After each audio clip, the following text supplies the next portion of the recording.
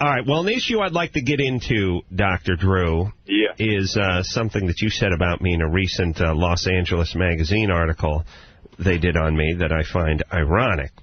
Okay. Dr. Drew was interviewed for Los Angeles Magazine, which did let me first say I talked to the guy, Steve Oney, nice guy, and I'm sorry I read the article. Congratulations on it. And B, before you quote whatever it is I'm supposed to have said, you know how it is, Adam, when you say you're talking. However, I will not deny anything, whatever he said. Do not backpedal. Look, who knows what I said? I agree. Come on, Drew. Don't worry about it. I have to say, I was very surprised and impressed that you were as honest about your feelings as you were, Dr. Drew. And by the way, Drew, who are you talking to? Do I care? Actually, that's part of his comments. You don't care.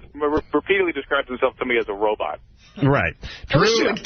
Drew, Drew said he diagnosed me as a partially treated narcissist. Oh, I did say that. Yeah. Now, I think you would agree with that. What part did you treat? What? What part did you treat? No, Dr. Drew didn't say he treated anything. Right. Adam's described as a self-described narcissist. Right. Who I was actually being kind to you. Self-described. Oh, thank you. Right. Well, no, I've heard you describe yourself that way many times.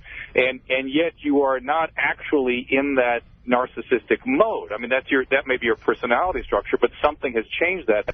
And as you know, you've spent many, many, many hours on the couch and in group therapies and stuff, and I think that has worked for you. And that was the point I was making to him. Well, the point I'd like to make is what kind of partially treated narcissist would have a 9-page spread in Los Angeles Magazine and never bring it up on the air? Oh, that's my point. Aha. Oh, sweet. How can I be a narcissist, have a 9-page spread in Los Angeles Magazine, which came out 2 weeks ago, ironically, I'm bringing it up now, but didn't talk about it on the air. You're right. Ironically, how we found this way into the topic through talking about how you're not a narcissist. No, but come on, you got to give it to him, Doc. 2 weeks is not mentioning it. It's off the newsstands. Listen, Adam... It's not, by the way, but go ahead. Adam barely has a pulse. Thank you. And he has nerves of steel. Right. And he and I did lots and lots and lots of appearances and things together, and neither of us seemed interested in talking about it, or it was just weird even to talk about it. And Adam especially, it doesn't even occur to him to toot his horn, as it were. Well, what about this, then? If not, and maybe I'm a partially treated narcissist, I'll go along with that. Somebody on my website wrote a very compelling argument about me having Asperger's syndrome. Oh, no, you don't. No? Well, no. Here are the symptoms, according to this person. It's a spectrum disorder. Failure to make eye contact. Check. Check. Introversion, need to be alone, need to be left alone, need a certain amount of alone time each day. Check. All right. Fascination with mechanisms, tools, and objects. Loves things that move. Yeah. Yes. Intensely focused. Yes. I don't even know what word this is. Conscientiousness, everything. What word is that? It's conscientious. Oh, okay. It's got 27 letters in this word. I don't even know what it is. Not being able to read one of the things for Asperger's. Conscientiousness. Everything has to be done the right way. Oh, not me. Oh, yeah. Long-winded didactic speeches on a single subject. And you don't even know what didactic means because you think that's what drops people in volcanoes. I could do 20 minutes on didactic, and I don't know what it means. Yeah. Wow. I mean, and do it well. Dr. Drew, if this is a spectrum disorder, couldn't he be somewhere on the spectrum? You know, there's all personality issues sort of sit on a spectrum. And although that sounds like Asperger's has a different feel to it. The key to Asperger's is not being able to appreciate, not being able to empathize, which Adam has a taste of, but not being able to appreciate the sort of range of other people. For instance, Asperger's can't really understand why people laugh and joke very well. They don't understand the nuances of emotions. They can't read faces well. They can't read faces well, that sort of thing. So you're talking about everyone we worked with at Loveline for 10 years? Never cracked a smile for the 10 years I was there? Actually, that was just depression. But there was actually there's a morning show person that you and I both know, Adam, that does, I believe, has Asperger's. Uh-oh. You tell me the grease man has Asperger's? Smacky. Super tall, worked at the station. Got it. Got it. Does it rhyme with... I think how different that is. That's a different feeling to it. Hypervigilance, though, is one of the things I have. Notices everything. Fascination with analogy and metaphor. Yep. Wow. Totally. I have that. Self-awareness. Not sure about that. Empathy. What? Nah. Well, Dr. Drew just said that you do have some empathy for people. Hey, Dr. Drew. Yeah. Just quickly, because I think everyone always thinks I'm lying. I've told you guys the story about when I used to be over at Loveline, and Loveline was a crazy, crazy place to work because everyone who worked there hated the show, or at least seemed to... Well, no, be fair. They hated you. They hated me. Yeah. They love Stryker. Well, Dr. Drew's feeling his stripes today. Yeah. Well, they hated me because I had certain rules that I like to live by when it comes to radio, and how dare I show up and start ordering people to do their jobs. But, Drew, please tell me if I'm exaggerating the time when we asked junior producer Lauren, who was a very nice little young girl who did her best, even though that wasn't very good.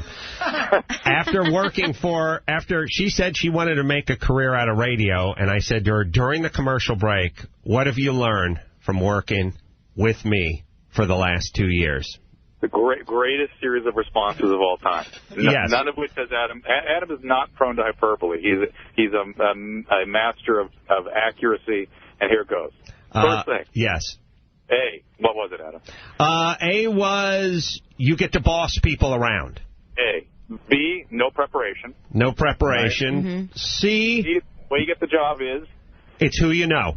Who you know. Mm-hmm. Who you know. These are all things that this person from you. That is the junior producer who makes $8 an hour and who's 2 feet shorter than me and 20 years younger than me is looking up and telling me during the commercial break when I asked her, you know, every once in a while you'll do that move where you'll go, what do you like about me? Yeah. Tell me, I do it. Give me a little love. What do you think? What makes me the greatest host of all time? Go ahead. So far we get no prep.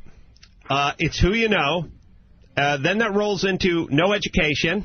Big bucks. You get the big bucks. You forgot the best one. What's the best one, Brian? You can't be fired. You can't be fired.